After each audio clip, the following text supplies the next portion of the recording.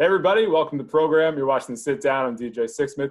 Tom House is here with us, former major leaguer, pitching expert, former pitching coach. You've done a little bit of everything. Tom, how are you?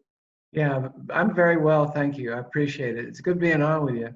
So you ask, and I'll do the best I can to answer. Does that sound good? Let's do this thing. So you are All right. involved with a new venture called Mustard, and it's supposed to be Right. specifically targeted to the youth when it comes to athletics and mechanics and the emotional and the social with all these different athletes. How'd you get involved? Well, over the years of, this is 50 years now that I've either been a player, a coach, or a researcher.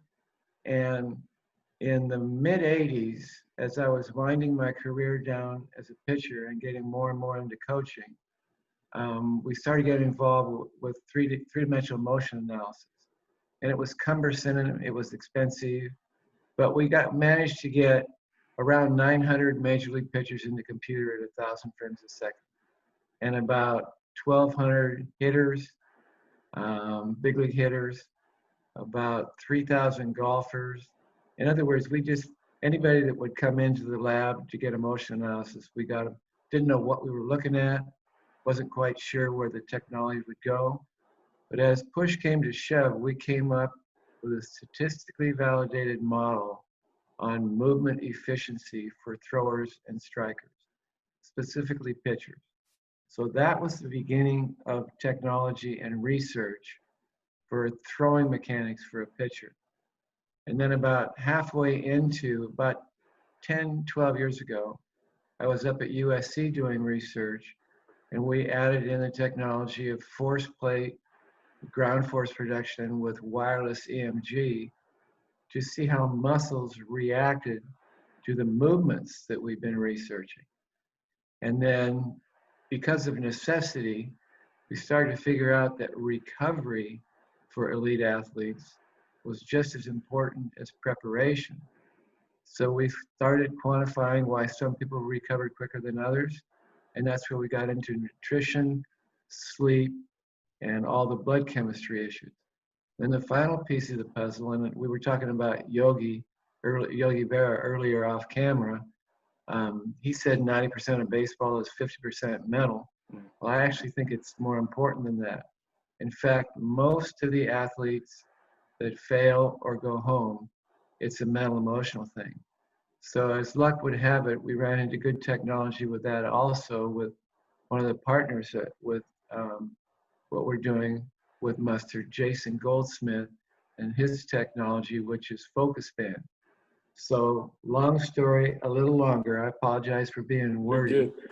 We can now statistically validate, measure, and quantify biomechanical efficiency, functional strength, recovery, and mental emotional management. And if you were just to show up and say you want to go through one of our weekends as an elite athlete, it would cost you about 10 grand, and everything would be in your hand about 3 days later. Oh. But what we've been able to do, the extremely smart, the brilliant people that are hanging out with us now as programmers are able to take all the research, all the modeling that we have accumulated over the last 40 plus years and reduced it down to where you can actually, if you have a cell phone or an iPad, that's all you need, and you get exactly the same thing that our elite guys get. And the purpose of that, and then I'll shut up for a couple seconds, I hope, is right now in the world of youth sports, basically 80% of the boys and girls that are playing youth sports stop playing at age 14. Either it's not fun, they get hurt, they're not performing, but they're all shutting it down. Well, if we could figure out a way to extend the playing time, no matter what the sport is. They may never play in college, they may never play pro ball, but we found the athlete that will play through high school, male or female, becomes a lifetime fan of a sport, and it actually helps them to personalize this artificial intelligent world. If you've ever played sports, you know you have to deal with failure, you have to learn about empathy, you have to learn how to collaborate, you have to have an affiliation, all the things that artificial intelligence programs out of you, sports puts back in.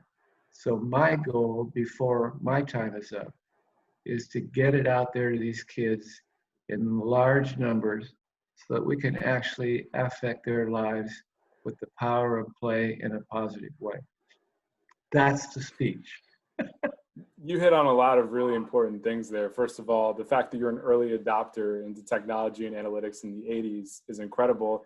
And we've seen this in professional sports for several decades, but youth sports has really become a major business. And having this technology could really change the game. So how do you think this could potentially revolutionize youth sports and having this information and getting smarter with the technology?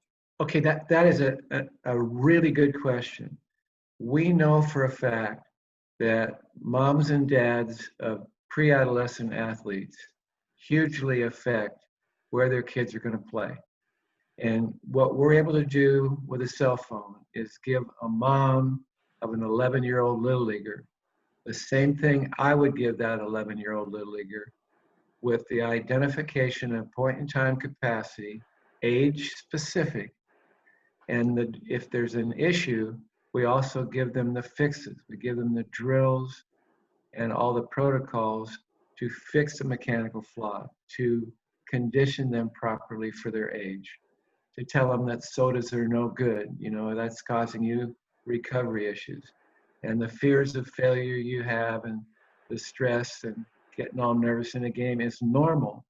And here's how you deal with it. So we're enabling parents to do the same thing that the elite coaches and the elite athletes are doing, but on a broader scale. I am really thrilled about where this is going. And our initial beta launch is coming up this Friday. But right now, all things point to this is really going to have a huge impact on the youth in the world.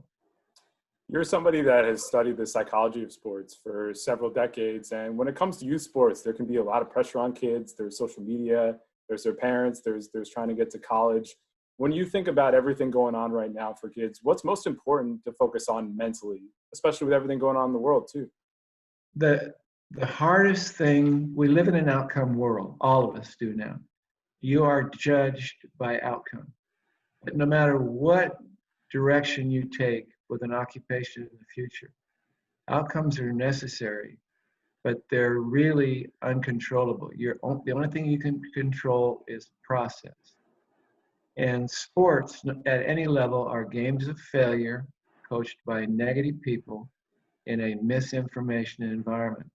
And what we try to help parents of youth athletes, and particularly youth athletes themselves, is fail fast forward. You will learn more from your failures than you will from your successes. And if you could get that in a family's mind, that don't judge by outcome, judge by process. And every athlete is different in the way they interpret the information and instruction they get. But there are windows of learnability and windows of trainability. And what we've been able to do with this app is to match it up so it's personally adaptive for that child and his environment. In other words, if you went on and you went through the typing in of all the information and the personal histories and whatever, and sent us some videos, we would be able to tell you exactly what your point in time capacity is